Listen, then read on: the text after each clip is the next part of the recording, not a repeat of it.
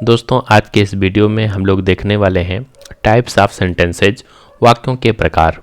तो इसमें देखिए वाक्यों के प्रकार में सबसे पहले तो ये जानना जरूरी है कि वाक्य के जो प्रकार होते हैं वो किस आधार पे पूछे जा रहे हैं, उसके आधार पर ही आंसर दिया जा सकता है। क्योंकि वाक्य के प्रकार आपके 3 भी होते हैं, वाक्य के प्रकार आपके 5 भी होते हैं और वाक्य के प्रकार आपके 2 भी होते हैं।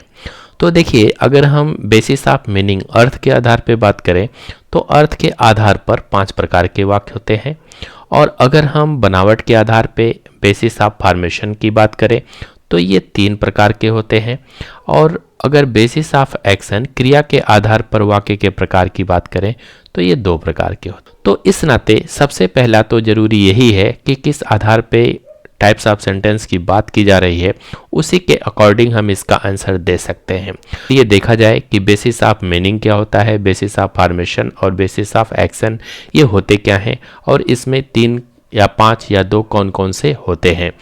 तो देखिए बेसिस ऑफ मीनिंग की अगर बात की जाए तो बेसिस ऑफ मीनिंग अर्थ के आधार पर ये 5 प्रकार के वाक्य होते हैं।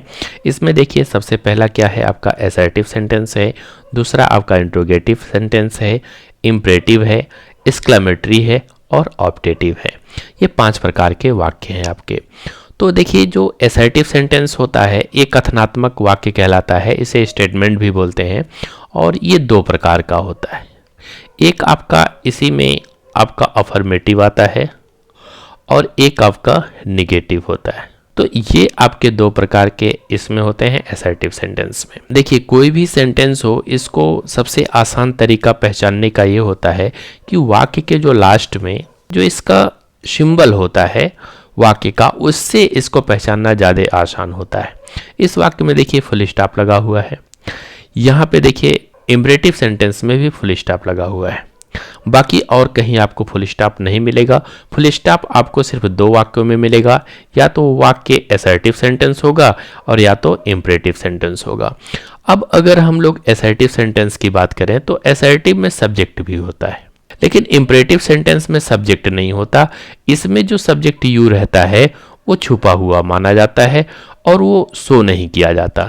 तो इस नाते आपको असर्टिव और इम्परेटिव सेंटेंस पहचानना बेहद आसान है। आप वाक्य के लास्ट में देखिए अगर फुल स्टॉप लगा है तो 2 ही हो सकता है, या तो इम्परेटिव या तो असर्टिव। उसके साथ साथ अगर सब्जेक्ट उस वाक्य में है तो वो असर्टिव सेंटेंस है और सब्जेक्ट नहीं है तो क्या है, इम्परेटिव सेंटेंस है, जैसा कि यहाँ देख सकते हैं। अब नेक्स्ट इंट्रोगेटिव जो आता है, इंट्रोगेटिव का मतलब प्रश्नवाचक वाक्य। प्रश्नवाचक वाक्य में प्रश्नवाचक निशान लास्ट में लगा रहता है और वाक्य इसमें देखिए जो इंट्रोगेटिव सेंटेंस होता है ये 2 प्रकार का होता है। एक तो ऐसा वाक्य जो क्वेश्चन वर्ड से स्टार्ट हो और दूसरा एक वाक्य जो एक्सिलरी वर्ब से स्टार्ट हो, सहायक क्रिया से स्टार्ट हो। अगर वाक्य सहायक क्रिया से स्टार्ट हो रहा है तो भी वह इंट्रोगेटिव है, और प्रश्नवाचक शब्द से स्टार्ट हो रहा है तब भी वो इंट्रोगेटिव का है। और लास्ट में इसमें क्या रहता है, साइन ऑफ इंट्रोगेशन, यानी प्रश्नवाचक निशान वाक्य के लास्ट में दिया रहता है। नेक्स्ट देखिए इम्परेटिव सेंटेंस, ये ऊपर तो तीनों हो गए। अब नीचे के देखिए एक्सक्लेमेटरी सेंटेंस जो होता है इसमें लास्ट में साइन ऑफ एक्सक्लेमेशन बना रहता है और ऑप्टेटिव सेंटेंस में भी साइन ऑफ एक्सक्लेमेशन रहता है। तो इन दोनों में क्या होता है, देखिए जो एक्सक्लेमेटरी सेंटेंस होता है, एक्सक्लेमेटरी सेंटेंस की जो बनावट होती है ये 2 प्रकार की होती है। एक जो बनावट होती है वो व्हाट अथवा हाउ से वाक्य शुरू रहता है। हाउ अथवा व्हाट, ये 2 शब्दों से अगर वाक्य की शुरुआत है और लास्ट में साइन ऑफ एक्सक्लेमेशन लगा हुआ है तो वो एक्सक्लेमेटरी सेंटेंस होगा। दूसरा जो एक्सक्लेमेटरी सेंटेंस का बनावट होता है वो होता है कि कोई एक्सक्लेमेशन वर्ड होगा, एक्सक्लेमेशन वर्ड होगा और इस एक्सक्लेमेशन वर्ड के बाद साइन ऑफ एक्सक्लेमेशन रहेगा और उसके बाद में एक वाक्य रहेगा। ये वाक्य आपका असर्टिव होगा। तो ये जो पूरा वाक्य बनेगा यहाँ से लेकर के यहाँ तक, ये आपका क्या होगा, एक्सक्लेमेटरी सेंटेंस होगा। और ये 2 प्रकार की से इसकी बनावट होती है एक्सक्लेमेटरी सेंटेंस की। अब देखिए ये तो आपका हाउ से स्टार्ट है, व्हाट है अथवा हाउ की इस प्रकार से वाक्य रहता ही है। जो दूसरे मॉडल का जो एक्सक्लेमेटरी का जो वाक्य रहता है वो ऐसे रहेगा, जैसे मान लीजिए वाक्य आपका हो एलास, इसके बाद में sign of exclamation I have lost my pen. अब इस वाक्य में देखिए, ये दुख को व्यक्त करने वाला होता है एलास जो शब्द होता है, और इस शब्द के बाद ये एक्सक्लेमेशन वर्ड है, और इसके बाद ये आपका साइन ऑफ एक्सक्लेमेशन है, और उसके बाद में ये आपका एक वाक्य है। तो इस प्रकार से भी एक्सक्लेमेटरी सेंटेंस की बनावट होती है, और चाहे आपका लास्ट में साइन ऑफ एक्सक्लेमेशन लगा हो या एक शब्द के बाद लगा हो, ये दोनों आपके क्या होंगे, एक्सक्लेमेटरी सेंटेंस हो जाएंगे।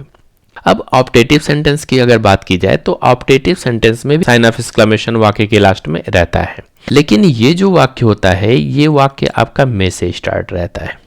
अगर वाक्य में से स्टार्ट है और वाक्य के लास्ट में साइन ऑफ एक्सक्लेमेशन है तो समझ लीजिए वो वाक्य क्या है, ऑप्टेटिव सेंटेंस का है। अब थोड़ा सा इसमें देखिए इंपरेटिव सेंटेंस में, इंपरेटिव सेंटेंस में भी आपके 3 प्रकार के वाक्य आते हैं। एक आपका आता है ऑर्डर का, एक आपका आता है रिक्वेस्ट का, और एक आता है एडवाइस का। तो ये जो तीनों प्रकार के वाक्य हैं ये तीनों प्रकार आपके इंपरेटिव सेंटेंस में मिलेंगे। जो वाक्य मुख्य क्रिया से स्टार्ट हो और लास्ट में फुल स्टॉप लगा हो, या लेट से स्टार्ट हो और लास्ट में फुल स्टॉप लगा हो, वो सेंटेंस आपका इंपरेटिव सेंटेंस ही होगा। तो दोस्तों उम्मीद है ये बेसिस ऑफ मीनिंग अर्थ के आधार पर जो ये 5 प्रकार के वाक्य